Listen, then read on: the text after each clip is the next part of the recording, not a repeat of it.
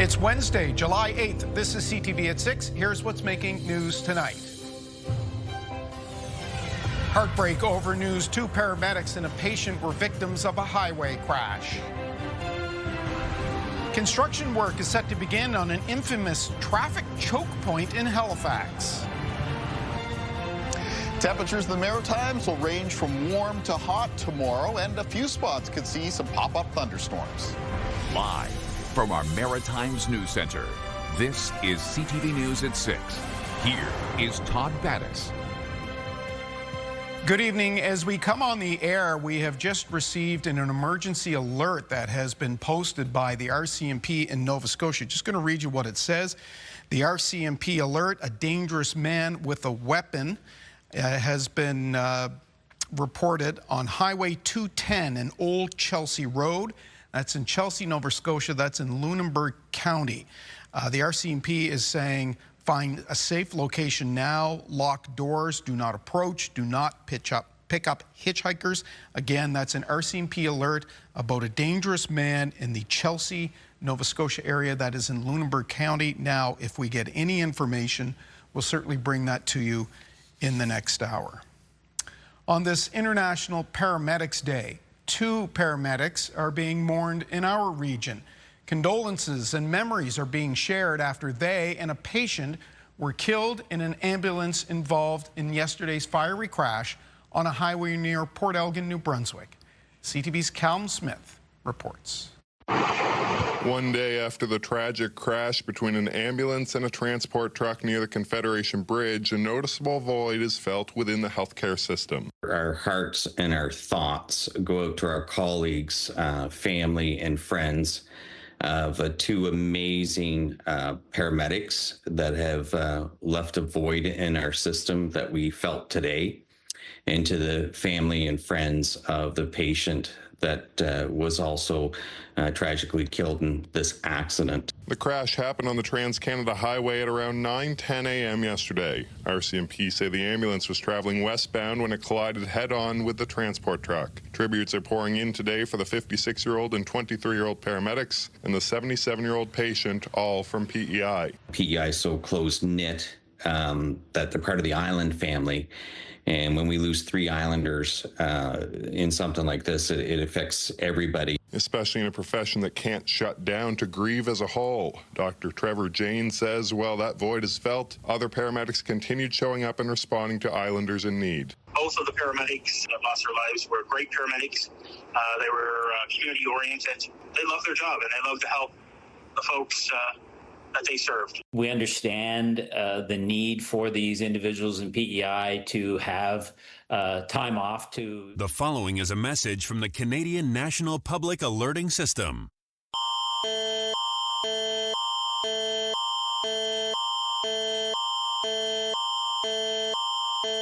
Dangerous man with weapon. Chelsea, Nova Scotia. Suspect. Man, 30s, 6 foot, dark hair with beard, brown bandana and pants, gray shirt and black satchel bag. Stay in safe location. Lock doors. Do not approach. Do not pick up hitchhikers. The public safety professions are. He says it's important for the public to be supportive of paramedics after seeing some saying they're dreading going to work because they may be asked about what happened. Now, a New Brunswick RCMP spokesperson tells me there's no update on the investigation into the crash today. Island EMS says the impact of this loss will be felt for a long time, and they're also thinking of the driver of the transport truck as they face the aftermath of this tragedy. Island EMS is thanking paramedics across the Maritimes and says they've felt support from all across the country. Todd. Most unfortunate. Thank you, Callum Smith, leading us off in the news center this evening. Halifax Regional Police are investigating human remains found in the city this morning. Officers responded to a report of human remains in the area of Long Lake near Old Sambro Road. Police have not determined the identity, and the investigation is still in the early stages. A neighbor told CTV News a body was removed from the lake. However, police have yet to confirm that. The cause of death is still unknown, although police say there is currently no evidence of foul play. Another fire heavily damaged an office building in Kentville last night. The fire started in an alley between two buildings and quickly spread to the roof of one of them. This was at 10 o'clock last evening in the town center. No one was injured. This is the 6th structure fire in the area in the past month. The cause of this blaze remains under investigation tonight. There's a live look in northwestern New Brunswick at Edmundston, where it's currently 28 degrees, lots of sunshine, it would seem, as we get our first look at the weather forecast. And CTV meteorologist Kayla Mitchell joining us for that. Yeah, now overnight, Edmundston may actually pick up a little bit of a shower overnight and into the early morning hours of tomorrow. Today around the Maritimes, most morning temperatures started off around the low to mid-teens and then warmed up from there. And a lot of highs reached the mid to high 20s, and a few in New Brunswick touched on 30 degrees. Now, not everywhere warmed up. For the Atlantic coastal counties in Nova Scotia, temperatures remained more moderate. Near coastline temperatures between around the high teens and low 20s. And the reason for that was some stubborn cloud cover from a passing low pressure system and a bit of an easterly wind. And that's where we stand with temperatures now as we're heading through this evening. It's a very warm evening for most of the region, just not quite everywhere, with some of the cooler conditions found towards the Atlantic coastline of Nova Scotia and a few spots in Cape Breton. Now, we saw a lot of cloud cover from that weather system for that part of the Maritimes, but not a lot of precipitation. Most of the rain and the showers remained offshore. There might have been a few light showers that brushed in, but that was about it. As we make our way through tonight, we do have a chance of that shower up around the northwest of New Brunswick during the overnight hours, and tomorrow maybe a couple pop-up showers and a few thunderstorms with them, kind of like what's going on right now on the western side of the St. Lawrence River Valley in through Quebec. Taking a look at night sky conditions as far as cloud cover goes, there is going to be a fairly decent clear sky across a good portion of the Maritimes, especially by late evening and towards midnight. Mainly clear across Prince Edward Island, most of New Brunswick, in northern and western areas of Nova Scotia. There will be a little bit more cloud cover in the east of that province. Still pretty ideal conditions for some night sky viewing. Waning crescent moon, 39% illuminated. That won't be rising above the eastern horizon until after 1 a.m.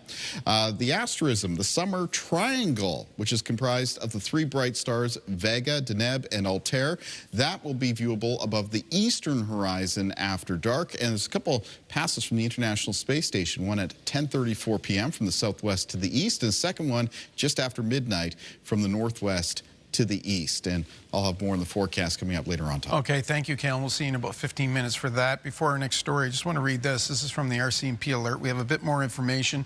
The suspect is a man in his 30s, 6 feet tall, dark hair with a beard, a brown bandana and pants, gray shirt, and is carrying a black satchel bag. Of course, that is coming from the RCMP on that alert. Again, more information when we get it. We will tell you about it. The Windsor Street Exchange is a vital, if not frustrating, piece of roadway in Halifax. Today, the next phase of our project to reconfigure and renew the intersection got underway. CTV's Jesse Thomas has details of what's to come. More than 100,000 vehicles pass through this busy intersection each day. Traffic backlogs are common during morning, noon, and nightly rush hour, leading to one of the worst bottlenecks in the region. The municipality wants to fix that. It is improving transit. It's improving the movement of goods. It's improving the movement of people who are choosing active transportation. It's becoming a major corridor for water and wastewater improvements that will enable the future wave of housing development that we're going to be needing here. The $180 million construction project will see a redesigned road network and $60 million in sewer and wastewater upgrades to meet the demands of a growing capital city. The mayor called it one of the most important infrastructure projects, not only for Halifax, but the region. It is one of Atlantic Canada's most important transportation corridors, and we're ensuring that it can meet all of the demands being placed on it. With a road construction project this big, it will impact traffic. Preliminary construction work is already underway, like work on the new overpass. But it's next summer when traffic delays due to construction could really be felt. Impact impacts to the traveling public and changes to traffic patterns are going to be fairly insignificant between now and the end of the year. Next year, we'll see some more significant changes happen. We're still working through with the contractor on what that will look like, but we do have a plan to share that with the public as it becomes available. The short-term pain with construction, officials say, will ultimately pave the way for a smoother and more efficient commute along this busy area. And traffic is backed up here as we speak, Todd, especially coming from the downtown area as they make their way up Windsor Street, and in particular as commuters make their way to the McKay Bridge as well. Traffic is backed up there, but it's not going to get better for a little while. As we know, this construction project won't wrap up until the end of 2029. And in the meantime, city officials say construction backup will really be felt this time next year when the construction really picks up around the area behind me on Windsor Street and at Lady Hammond Road. But maybe small-term pain, as we mentioned, for long-term gains, Todd. We'll see how it all pans out. Okay, motorists will have something to look forward to. Jesse Thomas, thank you very much at the Windsor Street Exchange in the north end of Halifax. For more than a century, the Lake George mine near Fredericton was the go-to place in North America for a specific mineral. No ore has been dug out of the site for 30 years, but as CTV's Avery McRae reports, the province has a deal to get shovels back in the ground. For decades, the grounds of the former Lake George antimony mine were silent. But the traffic rolling in could signal a return to being one of North America's premier deposits for the critical mineral. We're not just attracting interest from the mining sector, we're attracting interest from the super majors. The province has agreed to work with Avenir Minerals, a subsidy of mining giants Agnico Eagle's mine, to create a deal that would allow the major mining company to explore the viability of reopening the site to dig for antimony, as well as other minerals that are found in the area.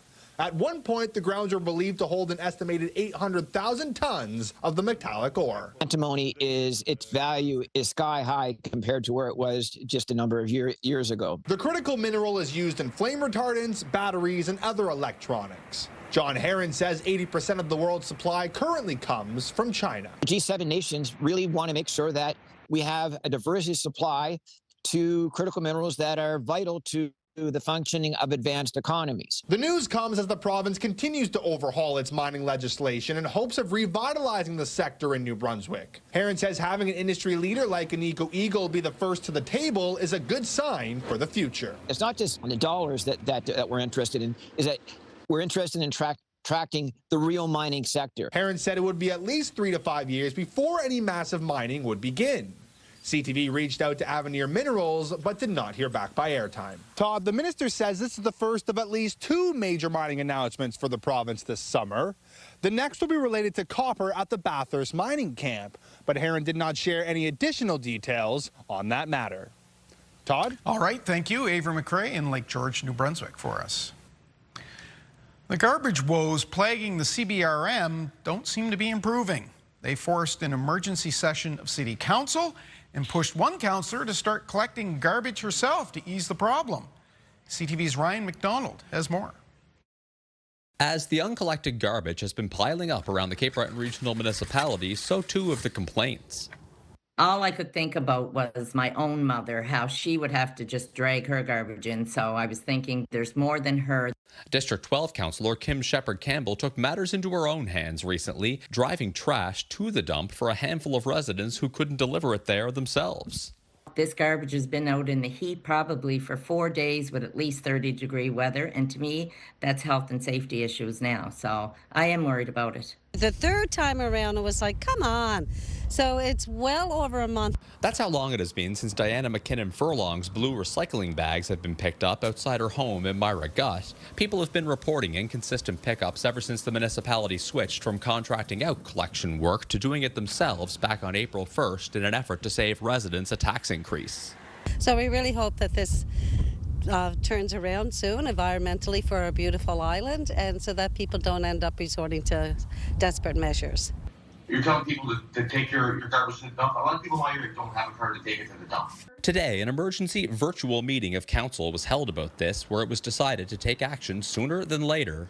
It sounds like we'll be going out potentially to some contractors and looking to fill the gaps in our service. Councillor Stephen McNeil says that might improve collection service for now while the city works out the details of a more sustainable, longer-term plan.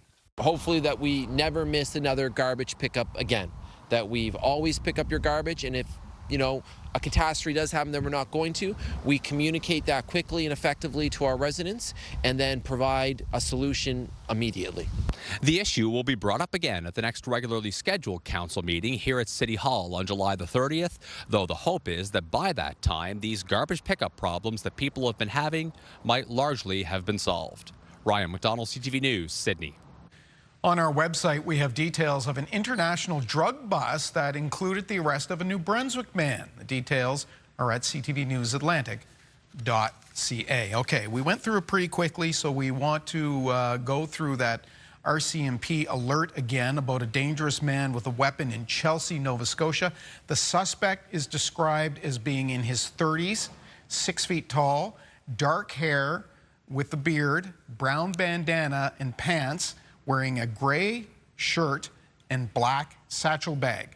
He was last seen on Highway 210 and Old Chelsea Road. That's in Chelsea, Nova Scotia, in Lunenburg County. Now, RCMP are asking people in the area to find a safe location, lock their doors, do not approach the individual, do not pick up hitchhikers. That, again, an alert from the RCMP in Nova Scotia.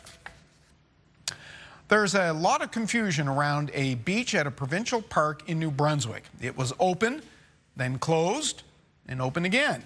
And CTV's Nick Moore reports there's debate over how it's being managed.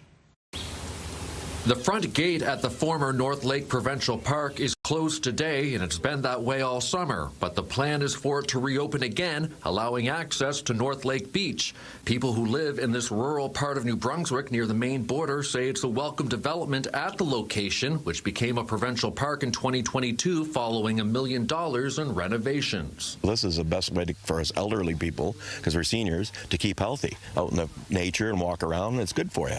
So when they turned that off, people got a little upset about it, and I understand. Access to the park and beach has been restricted as a result of provincial budget cuts announced in March. The Liberal government said it would look to divest tourism sites with fewer than 5,000 visitors. Since we tabled the budget, what we heard was open the beach, keep the beach open, keep the beach accessible to the public. Tourism, Heritage and Culture Minister Isabel Terrio said the first proposal for temporary management came from Woodstock First Nation. We decided as a First Nation to step forward and step up to try and help keep this park open. Don Paul is a member of the Woodstock First Nation Band Council. We were thinking about all of the people that use that park. There are people that don't have access to lakefronts. There are people that don't have access to swimming pools that use that lake all the time. The municipality of Lakeland Ridges also put in a proposal for temporary control of the park. Mayor Greg Grant says he's disappointed the municipality wasn't chosen, but he's happy the beach will open and congratulates Woodstock First Nation. If it's not going to be us, that's a good partner to have. Grant, however, is critical of the provincial government and says it largely ignored the municipality. We got nothing for 6 weeks. Absolutely held in the dark. Do you want to call us and say, yes, we're still thinking about it? Yes, you're still in the queue.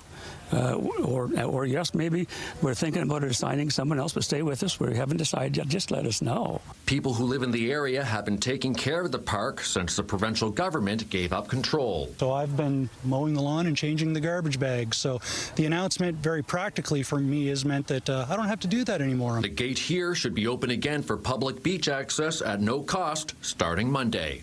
Nick Moore, CTV News, North Lake. We'll take a break now. Still in your newscast tonight, a new book tackles the education system. Kaylin Mitchell has the forecast for the rest of the week.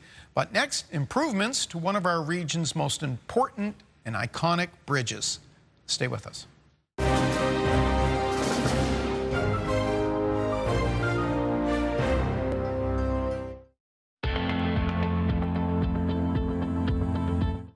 This is the Campfire Conditions Report brought to you by Pine Acres RV, where customers become friends. And once again, for the province of New Brunswick, most counties are currently not allowed to have a campfire. The exception, St. John County and Charlotte County, where campfires are allowed between the hours of 8 p.m.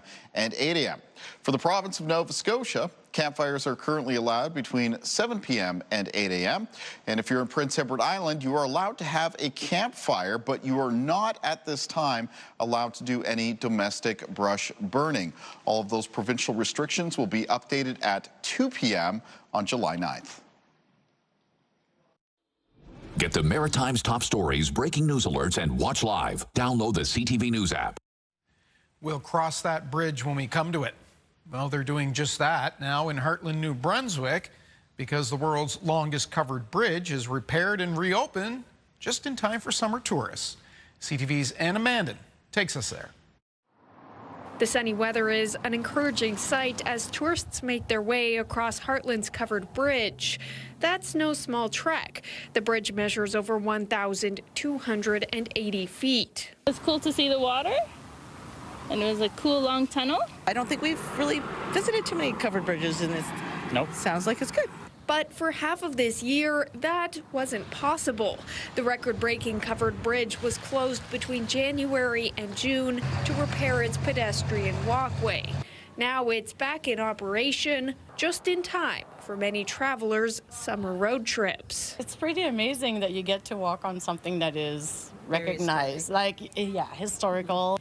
And the timing of the bridge's reopening couldn't be better. 2026 marks the historic site's 125th anniversary. And we're making memories, so this is great. We love history, so this is excellent. And it's not just tourists enjoying the bridge. The reopening is a relief to locals, too.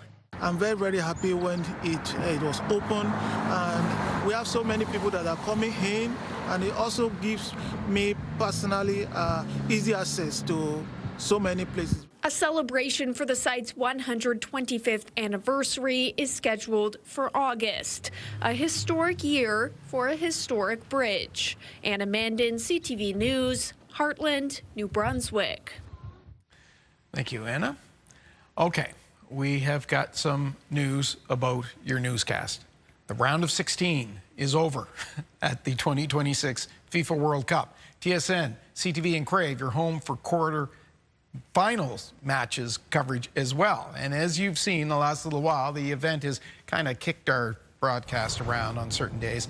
It's going to do it again tomorrow. CTV News at 5 and CTV News at 6 will be on CTV 2. You can go to the QR code on the screen or ctvnewsatlantic.ca to see a full list of dates where things will move around. So we'll be on CTV2 tomorrow night. We'll be back with Kaylin's weather after this.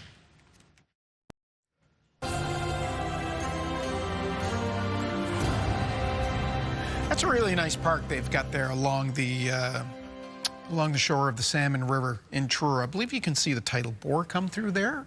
Nice spot just off the highway, and a nice day to be walking the trail, Kaylin. Yeah, beautiful evening there, and very comfortable temperature, sitting at around 23 degrees at the moment. It's going to be a little bit hotter tomorrow, and generally speaking, temperatures in Nova Scotia will be coming up compared to today because we'll be a little bit more free of some cloud cover, and wind direction changes a little bit as well. There was a bit of an easterly wind today around Atlantic coastal areas, kept temperatures a little bit cooler.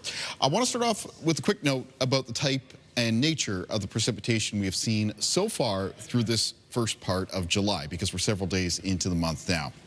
And last week, we did have a couple of strong thunderstorms fueled by some heat and humidity. And specific communities where those thunderstorms moved through did pick up some decent rainfall amounts. In fact, in some cases, it was heavy rain. Some totals between around 30 and 60 millimeters. The issue is with that type of weather is those thunderstorms are very hit and miss around the region. So while specific communities can pick up those higher rainfall amounts, it's not like it's blanket coverage for the Maritimes. Additionally, the rain coming in such a short period of time leads to a lot of runoff. It doesn't really give it a chance to kind of soak into the ground. And I'm just mentioning this because aside from those thunderstorms, we haven't had a good rainy weather system through the first part of this month yet. So it wouldn't be bad to see, or it would be beneficial at least in the region to get a couple of wet days over the next several. Instead, though, what we are expecting is some more showery conditions. There's going to be a chance of pop-up showers tomorrow, parts of New Brunswick, maybe a low chance one of them drifts towards Prince Edward Island or the north of Nova Scotia late in the day. And then some showers that'll be more widespread on Friday, and that's what this rain is representing. Now, in most cases on Friday, if you get into one of those showers, it's going to produce some rainfall amounts of only around a few to several millimeters. It would take, once again, the presence of some thunderstorms, maybe some localized downpours in order to bump those rainfall totals up. So as we take a look at our forecast timeline for cloud cover and precipitation and we move through tonight, we did miss out most of the rain from a weather system that was passing to the south and east of Nova Scotia. Here and there on the Atlantic coastline, a couple of showers showed up, but that's about it. And that weather system is moving away from us. Now, overnight, there'll be a couple of showers reaching northern areas of New Brunswick. And then for tomorrow afternoon into evening, some spotty pop-up showers and a couple thunderstorms with them through central and southern areas of New Brunswick, and it's those that maybe have a chance of drifting towards Prince Edward Island and towards northern areas of Nova Scotia. So our thunderstorm risk for tomorrow is going to be mostly for central and southern areas of New Brunswick and for lower risk for Prince Edward Island and Cumberland County in Nova Scotia. Now, winds in the forecast for tomorrow will be out of the west. They're going to be sustained 10 to 20 kilometers per hour, some gusts between 20 and 40, so a little bit breezy out there. And low temperatures in the forecast for tonight for the region will be mostly around the low to mid-teens, except a little bit milder than that through northern areas of New Brunswick. And humidity in the Maritimes is going to be creeping up a little bit here over the next couple of days before it comes back down on the weekend. So a little rise and fall when it comes to the level of mugginess in the air. Tomorrow, still plenty of hot July temperatures in the north of New Brunswick, mostly between 26 and 29 degrees, near 30 for Fredericton tomorrow. Same thing goes for McAdam and St. Stephen, 24 for Campobello and 25 for Grand Manan, St. John, 28 for Moncton. Prince Edward Island with high temperatures tomorrow between 24 and 27 degrees. And then in the east of Nova Scotia, most of the high temperatures mid to high 20s, except on the Atlantic coastline, where it'll be between 20 and 24. 28 for Halifax, though, for tomorrow, 28 for Truro, and 26 for Amherst. In the Annapolis Valley, high temperatures tomorrow, high 20s expected. And same thing goes on the south shore of Nova Scotia, except directly on the coastline in the southwest, where some of the high temperatures will be between 22 and 26. Now, in the extended forecast for New Brunswick, showers expected on Friday. And then behind that, it dries out for the weekend. A mix of sun and cloud on Saturday and mostly sunny on Sunday, as well as Monday of next week before this returning chance of showers on Tuesday and a mix of sun and cloud on Wednesday. For Nova Scotia in the outlook, likewise, Friday, that's our day where it looks like showers could be most widespread, and then it's returned to some sunnier conditions through the upcoming weekend. Sunshine in the forecast for the start of next week, a chance of showers on Tuesday and Wednesday, a mix of sun and cloud. And for Prince Edward Island, some showers in the forecast for Friday, then a mix of sun and cloud for the weekend ahead. Temperatures turning hotter again by Monday of next week, highs near 27. And after that, it'll be a chance of showers on Tuesday and Wednesday, a mix of sun and cloud. Todd. Now that looks like summer. Thank you, Kaylin. We'll see you at the end of the show. Next, we'll talk about how to transform the education system with the author of a new book.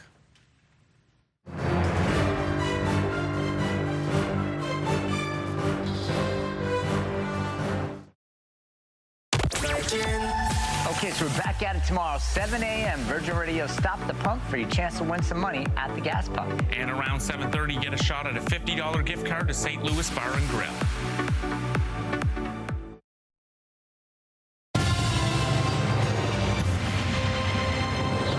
Welcome back. The province of New Brunswick wants to improve SAGing test scores among students in the public school system. Our next guest has some ideas. Paul Bennett is an education analyst. He's a newspaper columnist. He's an author. His new book, and I'm going to read because it's a rather long title, Paul, is Struggling in Class, a report card on education in New Brunswick. And it's accompanied by, and I think there's a shot of the cover, it's accompanied by a rather dire looking shot of this young student and a C- mark. Why C-? Well, C- means needs improvement, but it's also unusual in the fact that our school systems generally don't like failing students, so most students get a C- and then they become what are called social promotions. They're moved on to the next grade. So it has a double meaning. It's that the school system is not performing, is not satisfactory, but very few people get any consequences because everyone's moved on to the next grade. Well, more to that, you say that the New Brunswick school system is mired in an ongoing crisis. Mired. Why is it mired? Because over a succession of years, going back at least 15 and maybe 20, they've had 2 successive 10-year plans which set very specific goals, and they fell short of all of them. There are 3 or 4 key issues that are critical in New Brunswick.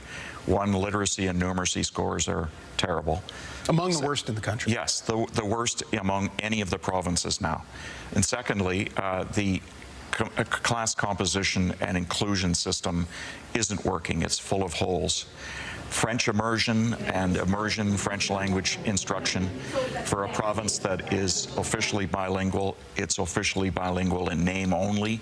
There's lots of evidence that not enough students are becoming fluent in the language. And I think another key factor that's come into play is student well-being is very much in question with chronic absenteeism, lots of problems in the school system that don't get resolved. Very many kids acting out. In short, the school system is in crisis, in continuing crisis, and what it needs is something to break the cycle. That's what the book is about. And short, hundreds of teachers. Yes. In fact, 1,200 teachers are going to be a shortage over the next 5 years. And at any one time, there might be 200 teachers short, and they're trying to hurry people in front of the classroom. So there's attrition, major attrition issues, and burnout among the teachers. And class management is an issue, so it's hard to keep and retain teachers. These are teachers who are facing large classes. Yes. Kids with all kinds of adaptations. Yes. Many new Canadians, there's language issues there, kids that might be on the spectrum. It's a lot to try to teach in the course of a day in one classroom. Yes, I think people who read my book are going to find that I'm very sympathetic to the teachers and those among the parent population that are struggling. In fact, when I say struggling in class, I mean the students are struggling, the province is struggling among the class of the various provinces, and parents and caregivers are struggling to try to keep kids on the straight and narrow, to keep them developing in a positive and constructive way so that they can go on to live successful and purposeful lives. You mentioned 10-year plans. There's been a few of them. They never seem to work out. No, we have more plans in New Brunswick than any other school system. And we've got another one that came out on June the 1st. A 12-year plan with 3 years of specific commitments, but not many, and blanks thereafter. So it doesn't give us hope that there's going to be a change. That's what the book is all about. We, our group, the Community of Creative Citizens is a group that I work with. We wanted a complete Royal Commission, and we got nothing of the sort. We got more of the same and another plan that looks very much like the others. There is a history in this country of Royal Commissions sitting on shelves and collecting dust. Yes, but there's also a point where you bring in a commission that recommends significant changes. And this is what's needed in New Brunswick, to break the cycle, and they have succeeded in dramatically changing things. Like we got the example of Louis Robichaud and in New Brunswick, and I give countless examples in the book of how New Brunswick has risen to the occasion. 2 particular ones, Louis Robichaud and his program of equal opportunity. And then under Frank McKenna, from 1987 to 1997, there were dramatic changes in New Brunswick. So that's a province that can get its act together and can make changes. The book is hopeful because there are 35 recommendations in the form of a report card suggesting ways in which the province can turn things around. We're talking about New Brunswick. We could easily be talking about Nova Scotia, Prince Edward Island, Manitoba. I mean, these are universal issues in the public system. Something unique, and you mentioned it, Blaine Higgs, when he was Premier, tried to tackle it and it got nowhere. And found out how sacred an institution it is, and that is this notion of streaming in New Brunswick. And it's someone who came up through French immersion. The joke was it was semi-private school. Yes. How is that? Has that hurt the system in New Brunswick? I've dealt with it in two contexts. In the context of French language instruction, where there are clearly two tiers, French immersion and English prime, which is everybody else, and there's tiering there. And I've also dealt with it in high school, where I think that there needs to be streaming in grade 10, and there needs to be more opportunities for individual attention to those that are falling behind and challenge for those that are capable of rising higher. So in New Brunswick, as in most of the Maritime provinces, we're not doing well with either the struggling kids and those that need challenges. That's really what the book is about. There's a lot of goodwill. Everybody wants kids to succeed. Regardless whether it's government or the teachers union, certainly parents and kids themselves. So there is no quick fix. So when you look out, through the crystal ball, perhaps, what kind of timeline? How long is it going to take to sort of turn the ship around? 5 to 10 years for a total and complete revamp. What I recommend are some significant changes in the first 3 or 4 years, the reverse of what the government has said. There need to be some tough decisions made right away to reset the entire education system. And then I think there'll be some changes. And people who see the book are going to see that I've taken on all of the major issues and squarely and made recommendations on how to resolve things. And I'm proud that a lot of New Brunswickers who've seen the book and endorsed it have said that I've been accurate in my identification of the problems, and thankfully I've brought forward a lot of constructive suggestions. Okay, and the book is out, what, a few weeks' time, right? It'll be out in the fall. Okay, just as the school year starts? Yes, and it was timed to be around the beginning of the school year. And we are going to do a series of book talks and town halls across New Brunswick, and I would invite anyone interested to come out. It'll be something worth debating, and I think it'll stir up a lot of discussion. Okay, we'll catch up with you then. Paul Bennett, columnist, author, and education analyst. We'll take a break. We'll be right back.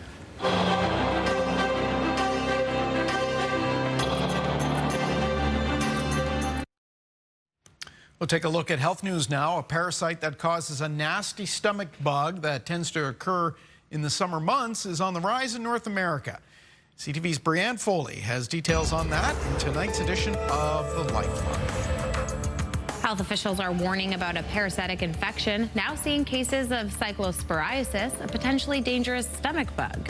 Cyclosporiasis is caused by a parasite spread through human feces. People get it by eating or drinking contaminated food or water, usually when swimming or when eating raw produce. Produce that is hard to wash thoroughly, like berries and fresh herbs, are a common source, as are swimming pools, lakes, splash pads, and water parks. Doctors say the parasite can contaminate drinking water, fresh veggies, and produce like leafy greens and cilantro. This is a parasitic infection that causes what we call severe gastroenteritis. That's that severe form of food poisoning, the nausea, the vomiting, the diarrhea. And what leads people to the emergency room is the complication of profound dehydration that comes as a result of this. Health officials say that unlike typical food poisoning, symptoms caused by cyclosporiasis do not improve over a few days and can last up to a month and can relapse. Symptoms can develop up to 2 weeks after coming into contact with the parasite. Treatment for infection often include antibiotics, supportive care, and staying hydrated, with additional testing sometimes needed to identify the cases. Health experts are urging people to properly clean their food, even if it says it's pre-washed, avoid drinking the water when swimming, and to frequently wash their hands with soap and water. Researchers at Princess Margaret Cancer Centre in Toronto are working on a large trial to determine if a blood test can detect tiny amounts of cancer remaining after patients have been treated. Smaller studies around the world have shown evidence that cancer DNA can show up in the blood in amounts too small to be detected by CT scans. Clinicians and researchers have been looking at liquid biopsies to find tiny remnants of cancer left over after treatment. After collecting blood samples and matching them to whether or not cancer actually returned in patients, researchers say there is now a substantial amount of data to show that people who have positive molecular residual cancer, their cancer has a very high chance of returning. With health and medical news, I'm Brianne Foley for The Lifeline.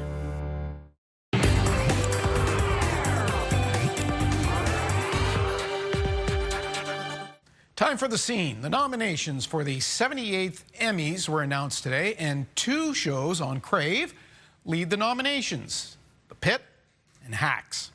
NBC's Mark Barger with a wrap on the nominees.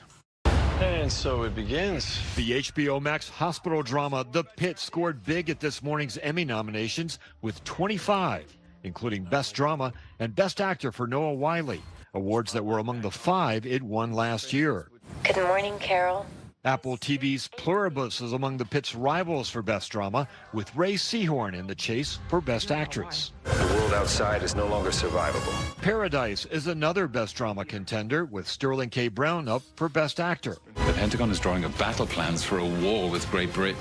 The Best Drama field also includes The Diplomat, as well as 4 other series: The Gilded Age, A Knight of the Seven Kingdoms, Slow Horses, and Your Friends and Neighbors. I have been told that I cannot so much as perform one single joke.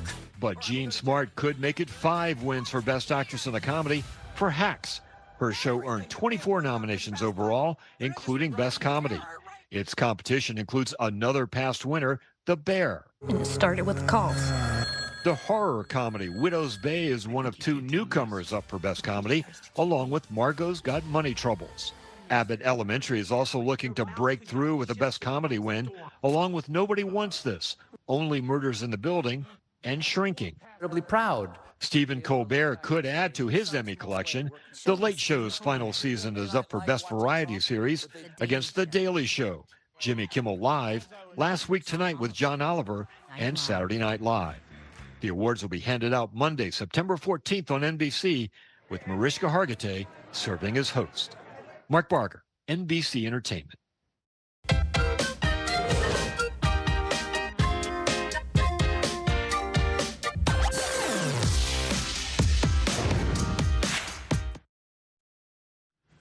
On the markets, the Dow ended the day down 576 points, possibly on news that Donald Trump announced that the ceasefire with Iran is over. There was another big announcement from Alberta today. The province has won a contract to build a data center for a major American tech company.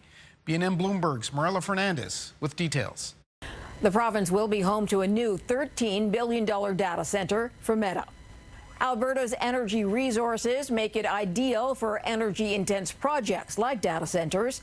This one will be built in Sturgeon County, just north of Edmonton. The center will run mostly on natural gas, and the province says it will generate about $250 million a year for Alberta. Meta will also invest about $60 million to upgrade the local infrastructure. Here are the closing numbers for the day. The Canadian dollar is up to 70.60. West Texas Intermediate up over $3 to 73.52. Western Canadian Select up over $2 to 55.27. And the TSX lost 336 points today. Those are your business headlines. I'm Marilla Fernandez. Kayla Mitchell's on the weather deck. We're going to start with a photo of a place I spend entirely too much time in the summer. Well, hey. It's a great place to spend some time in the summer, isn't it? Yeah. Grand Dig in New Brunswick. And, of course, we get our fair share of some beautiful summer sunsets here in the Maritimes. And this is one that was sent in from the area from Jerry Ward. I want to thank Jerry very much for taking the time to share this picture with us. And for Grand Dig for tomorrow, you know what? It's a pretty nice looking beach day. There might be a little bit of fog around first thing in the morning. And then after that, a mix of sun and cloud. High temperature near the coastline, close to 26 degrees. There will be late in the day, so late afternoon to early evening, about a 30% chance of a shower or small thunderstorm rolling through. So, you know, maybe a little bit of weather awareness needed for the late day hours of tomorrow. Day planner for tomorrow, first thing in the morning, aside from some fog patches, we start off with a chance of some showers for communities in the north of New Brunswick. And then in the afternoon and into the early evening, watching for a couple pop-up showers or thunderstorms, southern areas of New Brunswick and possibly as well western Prince Edward Island. Let's find out what's ahead on your Morning Atlantic. Oh, or we're just going to go back to Todd. Yeah, come back to me. That's a great shot of Grand Dig. It's a beautiful spot, a lot of fun. Thank you, Kaylin. We will see you tomorrow. We're going to wrap up tonight with this. As the 2026 World Cup enters final stages, a bakery in Miami is drawing fans with soccer ball-shaped croissants. Yes, the croissants are topped with edible flags representing 6 countries in the tournament. Each flavor has been carefully chosen to represent the flavor identity of the country identified on the pastry with little flags as well. For example, the U.S. version is filled with chocolate buttercream. Mexico's features mango puree. Miami will host the World Cup quarterfinal on Saturday, and the bronze medal is on the following Saturday. All right, that'll do it for us. Bruce Frisco's here at 11:30. I hope to see you tomorrow. Thanks for watching. Good night.